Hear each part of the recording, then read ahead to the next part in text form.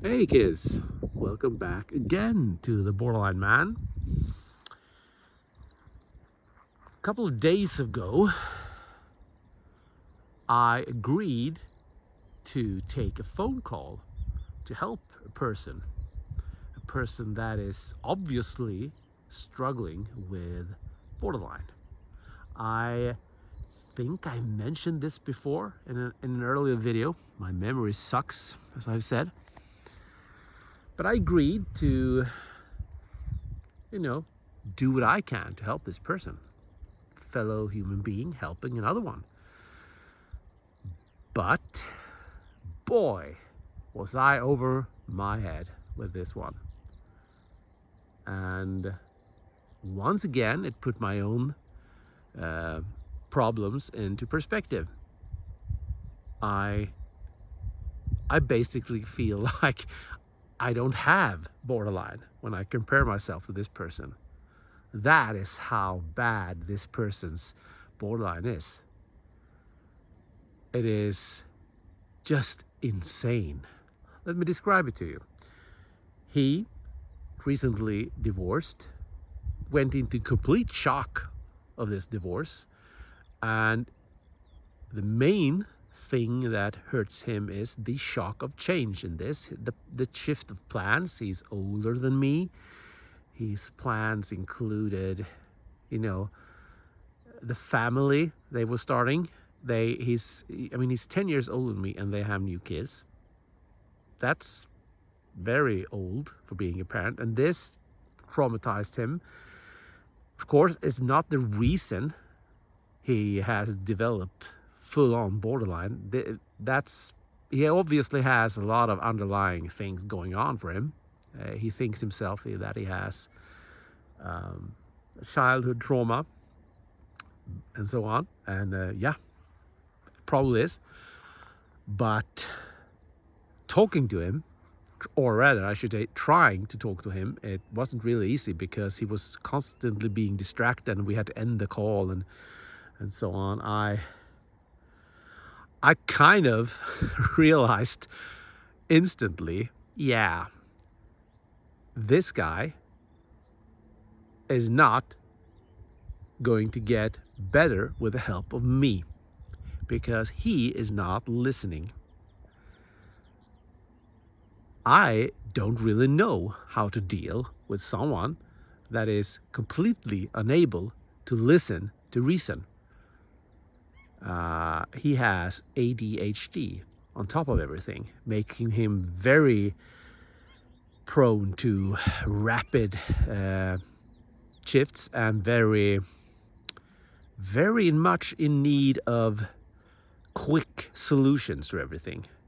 And if there's something that has no quick solution, it is borderline.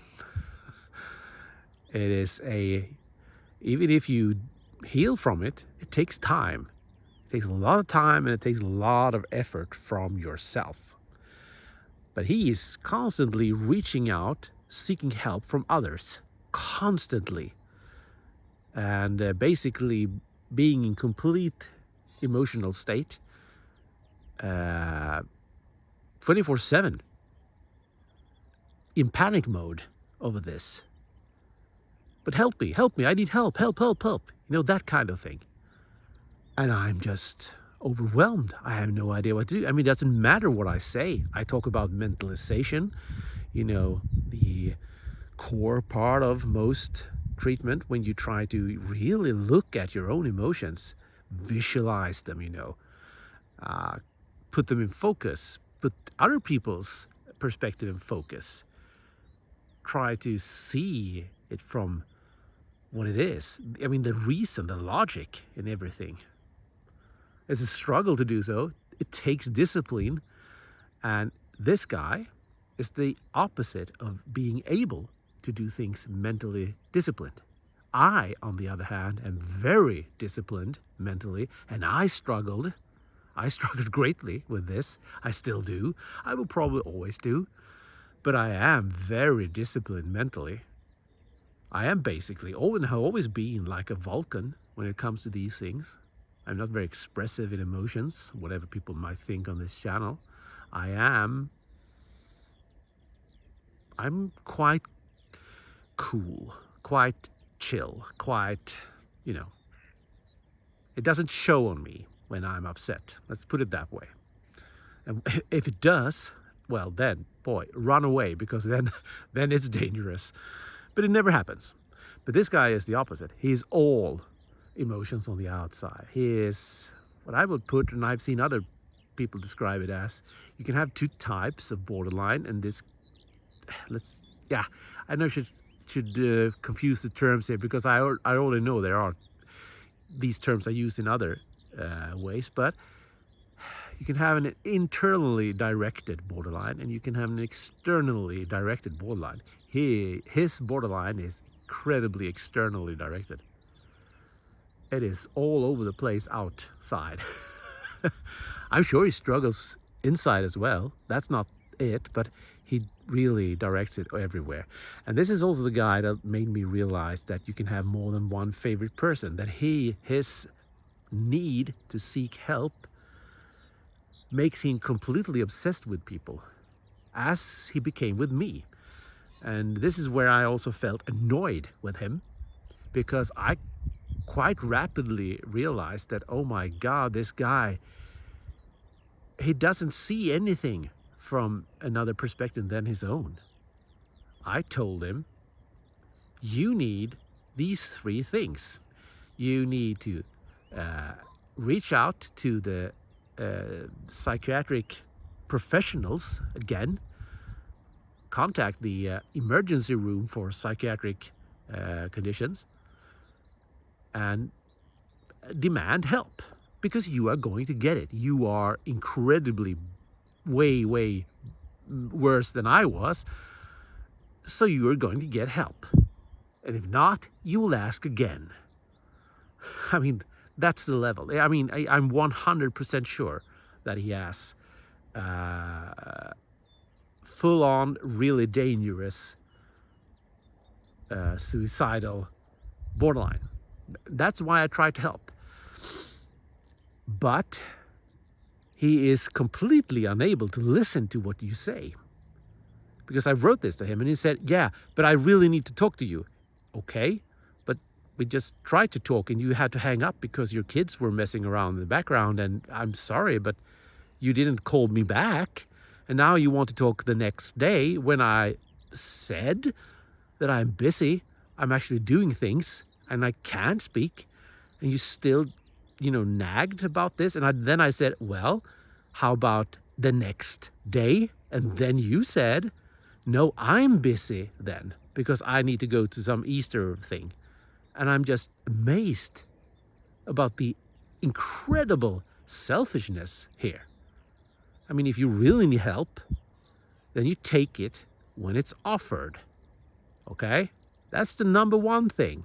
If you really want someone's help and they say, fine, let's talk tomorrow, and you say, I can't, I'm sorry, you are making a priority there, where you are not really listening to what we say anyway. You just want someone to talk to. And I'm sorry, you already have like hundreds of people around you trying to help you and you can talk to.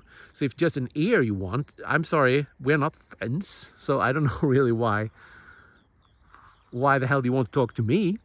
I mean, he knows that I have borderline. He knows that I also work and study within psychiatry. So I'm pretty sure he thinks he will be in good hands speaking with me. Yeah, sure. But I'm not a professional. I can't deal, and I don't really know what to do with someone that is struggling this bad. If I have to guess, I would think they would take him in and make him breathe within locked doors for a couple of days, because that is actually what they already did a while back when he contacted them. And yeah, I should have mentioned this. He contacted the psychiatric healthcare asking for help. described his condition, described how he's feeling, and they made 6 meetings with him when he talked to them, and then they said, well, we can't offer you anymore right now. You have to come back in half a year's time. We don't think you really are struggling anymore. You have to deal with this your own, and so on. And I'm amazed about this, because I've never met anyone more obviously suffering from not depression, not, some trauma from breaking up, but actually from borderline. He is 100% suffering from borderline. He checks out max at all the things. And when he tried to do the test, this was a couple of weeks ago, I said, you should try to do a test, just an online test, just to see. And he was shocked. He maxed out on everything. I didn't max out on everything when I did a test first, when I tried, but he did, because, oh my God, he has so much borderline going on. It's ridiculous. And he met psychiatrists for 6 sessions talking about depression, and they didn't pick up on this.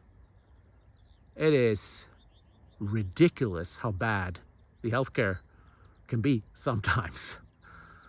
So, to move forward, I told our mutual friend that you should tell him that he should ask for a review and mention borderline this time, because since he didn't know about it the first time, put them in the direction of it at least, because yeah, they will see it when they know to look for it. Let's put it that way, because otherwise they are fucking blind.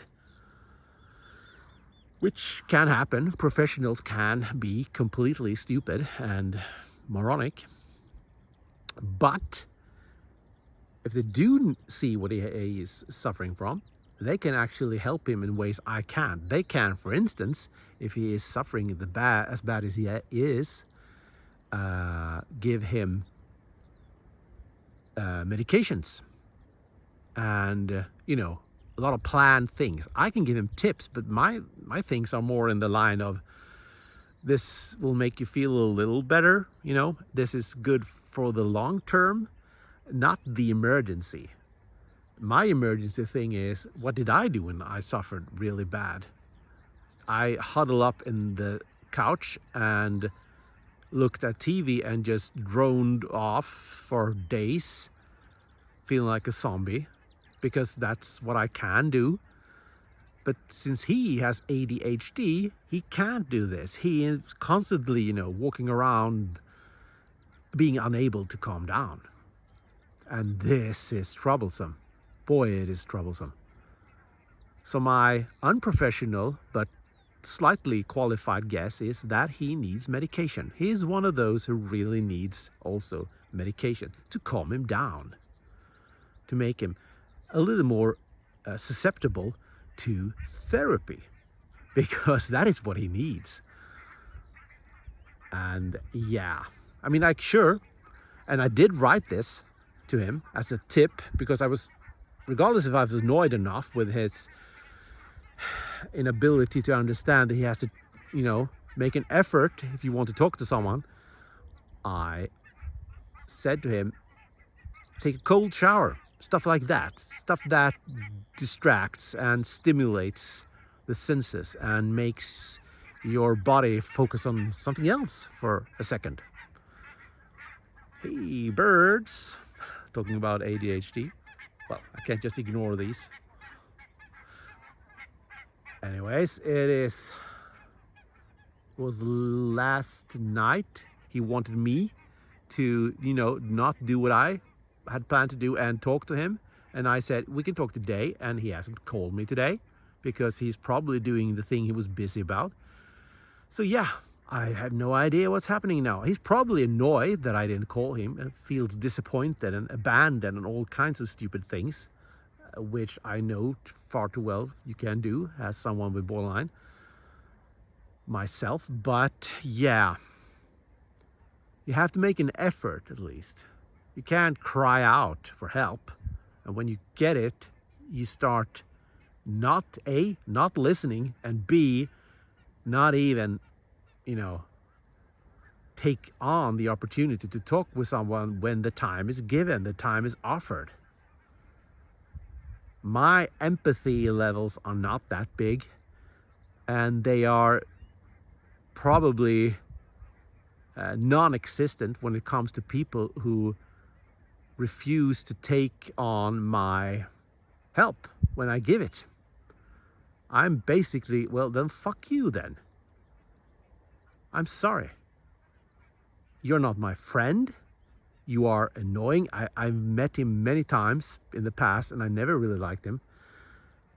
And now when I'm offering you help, you start to ignore my help, and you don't even listen to what I say, and you don't even take your time to talk with me when I give you an offer.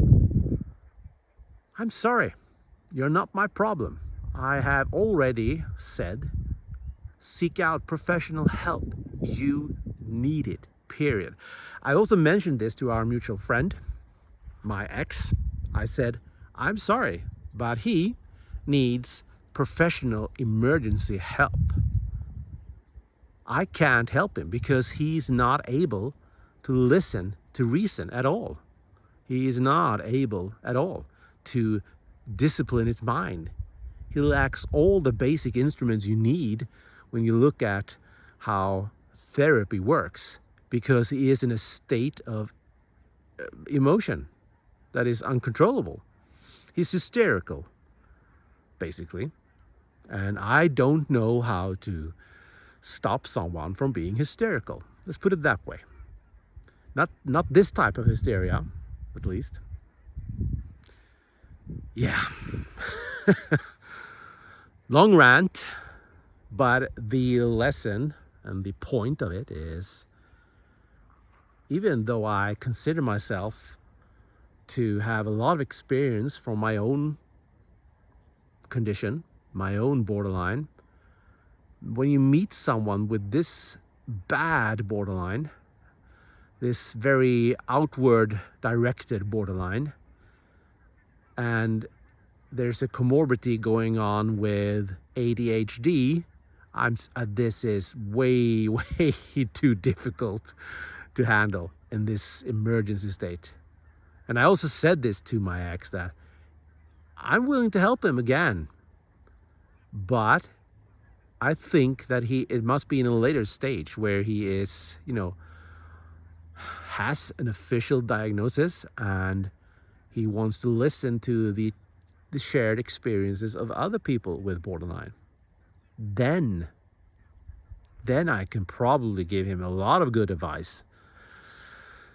But only then, only if he's willing to listen, and only if he's willing to actually put an effort into things. Yeah. Spring is here, and life is looking better and better for me. And until the next video, have a good one, folks.